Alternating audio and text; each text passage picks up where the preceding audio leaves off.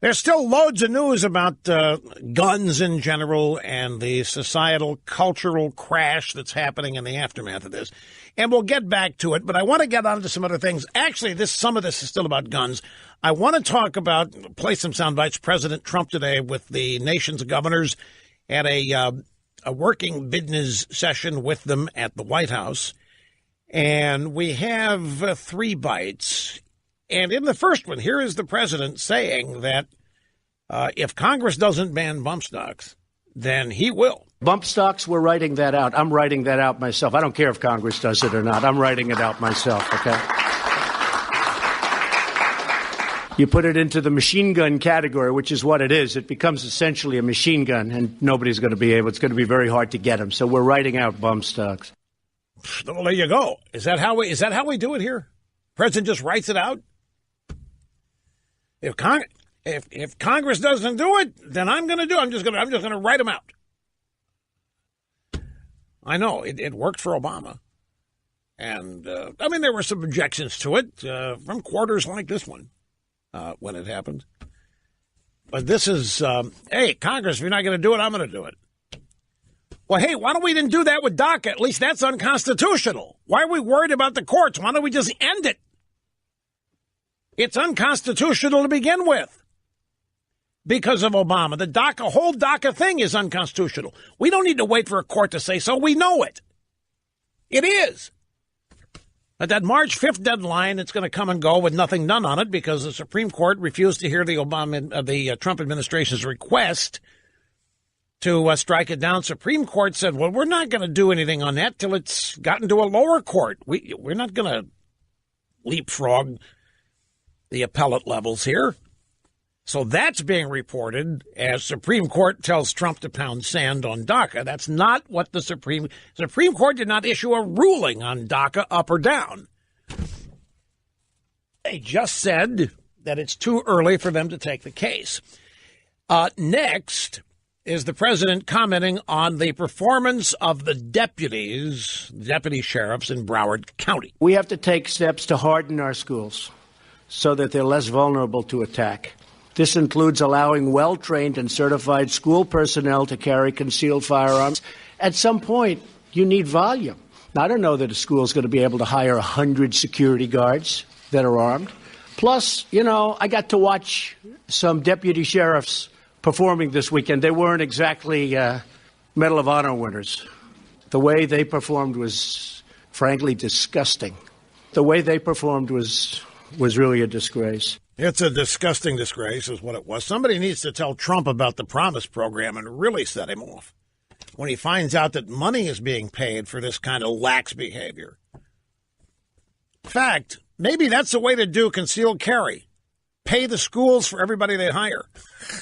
If that's the way we do it, the federal government reimbursing everybody for what policies they want implemented. Finally, Trump said he had lunch with Wayne LaPierre and the NRA and told them that they're going to do something, too. I had lunch with Wayne LaPierre, Chris Cox, and David Lehman of the NRA. And I want to tell you, they want to do something. And I said, fellas, we got to do something. It's too long now. We got to do something. And we're going to do very strong background checks. Very strong. We've got to do background checks. If we see a sicko, I don't want him having a gun. I said, fellas, we can't do it anymore. And there's no bigger fan of the Second Amendment than me, and there's no bigger fan of the NRA. And these guys are great patriots. They're great people. And they want to do something. They're going to do something. And they're going to do it, I think, quickly. Sure as hell sounds like they're going to do something, whether they know it or not. They're going to do something. They're going to do it quickly. We're going to have the greatest background checks in the world, the greatest background checks ever. Well, somebody needs to tell the president why some of these perps are not in the background check system. And that would be the Obama Eric Holder Promise program. But he told the NRA that they're going to do something. What is this? We got to do something. See, this is what happened. We got to do something. We got to do something. We don't have to do something. All of this pointing fingers to NRA, it's the easy way out. It doesn't accomplish anything. NRA is not responsible here. This is so obviously crassly politicized now. And this is another thing about our society that really bothers me. People have been conditioned to demand and support so-called changes that do something that don't do anything. There weren't any bump stocks used in this incident in Florida. So getting rid of bump stocks, fine and dandy, do it. It ain't going to change what happened down there. And there's nothing the NRA could do that would have changed what happened in Florida. They had nothing to do with it.